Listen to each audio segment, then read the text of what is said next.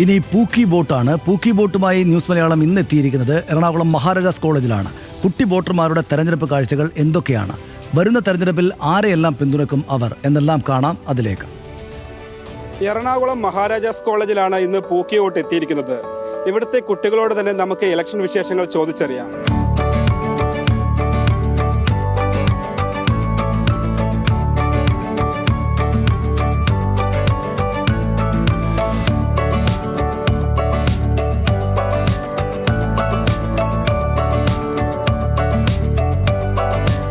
തദ്ദേശ തെരഞ്ഞെടുപ്പ് ഇലക്ഷൻ വരുവാണല്ലോ, അപ്പോൾ എന്താണ് അതിനെക്കുറിച്ച് പറയാനുള്ളത്?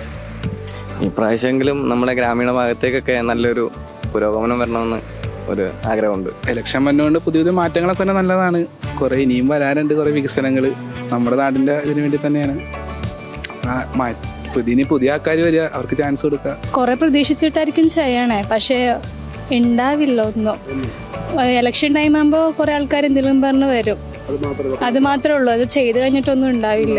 കാലം എപ്പോഴും മാറിക്കൊണ്ടിരിക്കുന്നു, അതുപോലെ വികസനത്തിന്റെ ആവശ്യകതയും അത്രത്തോളം മാറിക്കൊണ്ടിരിക്കുന്ന സാഹചര്യമാണ് നിലവിലുള്ളത്.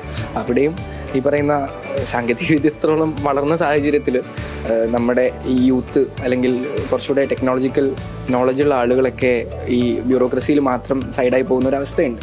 എനിക്ക് തോന്നുന്നു നിലവിലെ ഈ രാഷ്ട്രീയ പ്രശ്നങ്ങൾക്കും മറ്റ് കോൺട്രവേഴ്സികൾക്കൊക്കെ പ്രധാനപ്പെട്ട ഒരു കാരണം ഒരു പരിധി വരെ ഇതായിരിക്കും, യുവാക്കളുടെ പ്രാതിനിധ്യം കുറവായതും.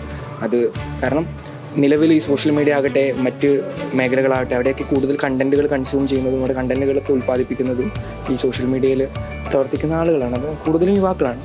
അവർ മത്സരരംഗത്തേക്ക് എത്തുകയും അവർക്ക് എന്താണോ ചെയ്യാൻ കഴിയുക അതുപോലെ ചെയ്യണമെന്നാണ് ആഗ്രഹിക്കുന്നത്. പ്രത്യേകിച്ച് ഇടതുപക്ഷ മുന്നണിയൊക്കെ മുന്നോട്ട് വെച്ചിരിക്കുന്ന സ്ഥാനാർത്ഥികൾ കേരളത്തിൽ എവിടെ എടുത്തു നോക്കിയാലും വലിയൊരളവ് വരെ യുവാക്കളിൽ നിന്നാണ്. അതിൽ തന്നെ വലിയൊരളവ് സ്ത്രീ പ്രാതിനിധ്യം, ഒരുപാട് സ്ത്രീകളെ മുന്നേക്ക് കൊണ്ടുവരാൻ വേണ്ടിയിട്ട്, അതുപോലെ വിദ്യാർത്ഥി യുവജന പ്രസ്ഥാനങ്ങളിൽ നിന്നുള്ള ആളുകളെ തിരഞ്ഞെടുപ്പിലേക്ക് കൊണ്ടുവരികയാണ്. അത് നാളത്തേക്കുള്ള നേതൃത്വത്തെ നമ്മളിങ്ങനെ റെഡിയാക്കി പടച്ച് ക്രിയേറ്റ് ചെയ്യുന്നതിൻ്റെ ഒരു പ്രോസസ്സായിട്ട് അവിടെ മാറുകയാണ്. അത് കൃത്യമായ ഒരു രാഷ്ട്രീയ പ്രഖ്യാപനം കൂടിയാണ്. എല്ലാ മനുഷ്യർക്കും വികസനം അറ്റൈൻ ചെയ്യാൻ വേണ്ടിയാണ്. മെട്രോയും റോഡും മാത്രം വരുന്നതിൻ്റെ അപ്പുറത്തോട്ട് പാവപ്പെട്ട മനുഷ്യർക്കും വികസനം വരണം എന്നുള്ള ഒരു ആഗ്രഹമാണ്.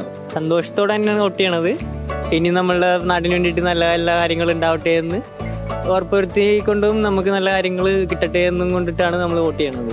വോട്ട് ചെയ്യാൻ മടിച്ചിരിക്കണവരോട് പറയാൻ വോട്ട് ചെയ്യണം, അത് നമ്മളൊരു അവകാശമുള്ള, നമുക്ക് പ്രയോജനമുള്ള ആളിനെ ജയിപ്പിക്കുക. വികസനം വേണം. പിന്നെ ഈ ലഹരിക്കെതിരെ ഒരു ഇത് വേണം, കൂടി തന്നെയാണ് ലഹരിയൊക്കെ. അപ്പം അതൊക്കെ നിർത്താൻ വേണ്ടി എന്തെങ്കിലും ചെയ്യണം. സ്ഥാനാർത്ഥികൾ യുവാക്കളിൽ നിന്ന് വരുന്നൊരു ട്രെൻഡ് കാണാൻ നമുക്ക് സാധിക്കുന്നുണ്ട്. വിദ്യാർത്ഥി സംഘടനാ പ്രവർത്തകരൊക്കെ സ്ഥാനാർത്ഥികളായിട്ട് വരുന്നൊരു സാഹചര്യം കാണാൻ വേണ്ടി സാധിക്കുന്നുണ്ട്. അത് വലിയ പ്രതീക്ഷ തരുന്നൊരു കാര്യമാണ്. കാരണം കൂടുതൽ ഈ പറയുന്ന വലിയ മാറ്റം സംഭവിച്ചുകൊണ്ടിരിക്കുന്ന ഒരു കാലഘട്ടത്തിൽ അതിനെ അഡ്രസ്സ് ചെയ്യാൻ കഴിയുന്ന ആളുകൾ അതിൻ്റെ ലീഡർഷിപ്പായിട്ട് അല്ലെങ്കിൽ നമ്മളെ നയിക്കുന്ന ആളുകളായിട്ട് വരുമ്പോൾ, അതിൻ്റെ അഡ്മിനിസ്ട്രേഷനിലേക്ക് വരുമ്പോൾ അത് മാറ്റങ്ങൾ ഉണ്ടാക്കും എന്നുള്ള പ്രതീക്ഷ തന്നെയാണുള്ളത്. രാഷ്ട്രീയപരമായിട്ടുള്ള നമ്മൾ അവകാശമാണ് വോട്ട് ചെയ്യുക എന്നുള്ളത്. അതിൽ നിന്നും മാറി നിൽക്കേണ്ടുന്ന ഒരു കാര്യമില്ല എന്നുള്ള അഭിപ്രായമുള്ള ആളാണ്.